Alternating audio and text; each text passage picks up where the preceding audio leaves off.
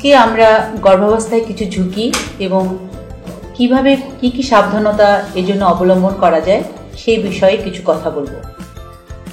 গর্ভাবস্থা একটা মেয়ের জীবনের একটা বিরাট বড় একটা অংশ, যে পিরিয়ডটা আমরা সাধারণত বলে থাকি যে 9 মাস এবং 7 দিন একটা নর্মাল সময়, যেটাকে গর্ভাবস্থা বলা হয়।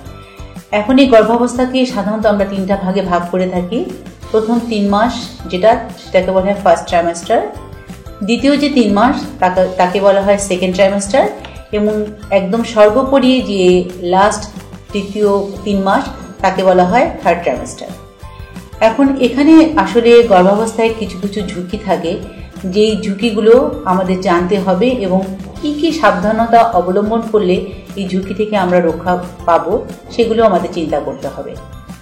প্রথম অবস্থায় যখন একটা মেয়ে গর্ভাবস্থা শুরু হয় তখন আসলে দেখা যায় তার খাবার দাবারের বেশিরভাগ ক্ষেত্রেই খাবারের অরুচি থাকে, সে খেতে পারে না ঠিক মতো।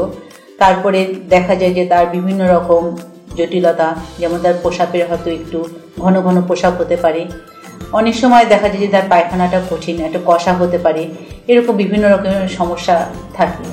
তো সেই ক্ষেত্রে যেহেতু সে খেতে পারে না, তার ঝুঁকি এমন হয় যে অনেক সময় বেশি বেশি ভমিটিং হওয়ার জন্য বা বমি হওয়ার জন্য তার শরীর থেকে সমস্ত পানি শূন্যতা হয়ে যায় এবং সে ডিহাইড্রেশন হয়।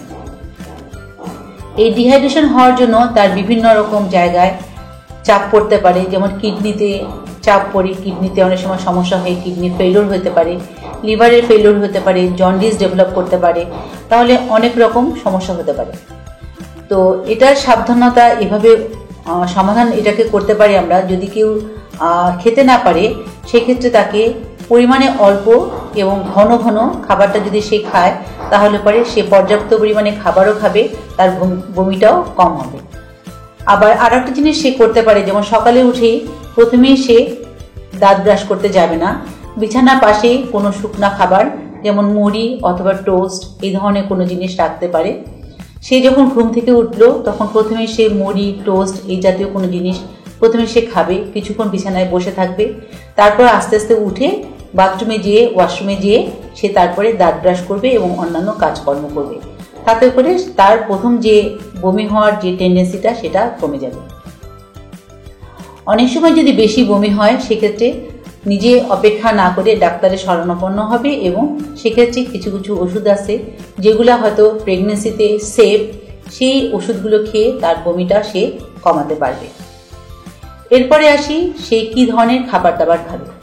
সাধারণত বলা হয় যে সমস্ত হালাল খাবার সবই প্রেগনেন্সিতে খাওয়া যায়, কিন্তু যদি অর্ধসিদ্ধ অথবা দেখা গেল যে একেবারে সিদ্ধ ছাড়া মাংস বা অন্য ডিম এগুলো যদি কেউ খায় তাহলে তাতে করে কিছু কিছু ইনফেকশন হওয়ার প্রবণতা থাকে। সেই জন্য খাবার খেতে হবে পরিমিতভাবে, সিদ্ধ করে বা রান্না করে। আবার অতিরিক্ত ভাজা খাবার বা অতিরিক্ত দেখা গেল ঝাল এগুলো খেলে পারে তার এমনিতেই প্রেগনেন্সি অবস্থায় দেখা যায় যে গ্যাস্ট্রিকের সমস্যা বা অ্যাসিডিটি হওয়ার সমস্যাটা বেড়ে যায়। এই সমস্ত খাবার যদি খায় তাতে করে এই অ্যাসিডিটিটা আরও বেশি বেড়ে যায়, সেই জন্য এগুলোকেও অ্যাভয়েড করা উচিত। প্রচুর পরিমাণে পানি খাওয়া উচিত যাতে করে প্রস্রাবের সমস্যা না হয়, এবং অনেক বেশি পরিমাণে ফাইবার কন্টেনিং ডায়েট অথবা আঁশযুক্ত যে সবজি বা ফল এগুলো খেতে হবে যাতে পায়খানাটা তার ক্লিয়ার হয়। এবং খাবার দাবারের মধ্যে সাধারণত তেমন কোনো নিষেধাজ্ঞা নাই, কিন্তু তারপরেও বলা হয় আনারস, কাঁচা পেঁপে অথবা চা কফি খুব বেশি পরিমাণে এগুলো প্রেগনেন্সিতে না খাওয়াই ভালো, কারণ এগুলো খেলে পরে বাচ্চার কিছু সমস্যা হতে পারে।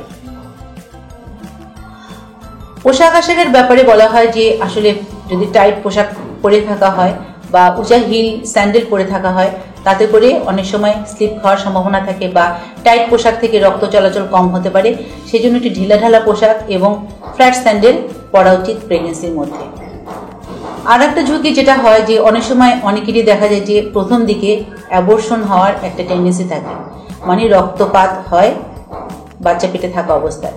সেক্ষেত্রে তার চলাফেরা বা কাজকর্ম যেটা করে সেটাকে একটু সাবধানে করা উচিত, যেমন খুব বেশি রাফ জার্নি করা, সিঁড়ি দিয়ে উঠানামা করা, এ ধরনের কোনো কাজ করা, বা হুট করে বাসে উঠতে হয়, লাফ দিয়ে নামতে হয়, এ ধরনের কাজকর্ম করা, এগুলো থেকে আসলে বিরত থাকা উচিত।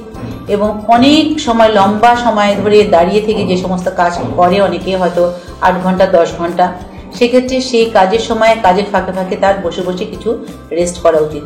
কারণ এক নাগাড়ে সে যদি 6 ঘন্টা বা তার বেশি দাঁড়িয়ে থেকে কাজ করে, তাতে করে তার নিজস্ব সমস্যা এবং বাচ্চার গঠনও ঠিকমতো হয় না, বাচ্চার ভিতরে পুষ্টিও ঠিকমতো পায় না এবং বাচ্চার গ্রোথও হ্যাম্পার হয়।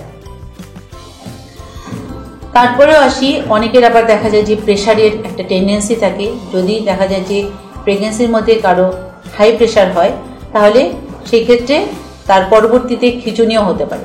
তাহলে এর লক্ষণ আগের থেকেই চিন্তা করতে হবে। যদি কারো যদি ওজন অনেক বেশি বেশি বেড়ে যায় বা তার শরীরে অনেক বেশি পানি আসে, তাহলে আগের থেকেই তাকে ডাক্তারের শরণাপন্ন হতে হবে, কারণ এগুলি একটা ঝুঁকি।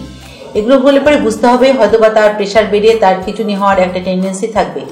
এই জন্য আগের থেকেই সে ডাক্তারের শরণাপন্ন হয়ে প্রেশার হওয়ার আগেই তাকে চিকিৎসা করতে হবে।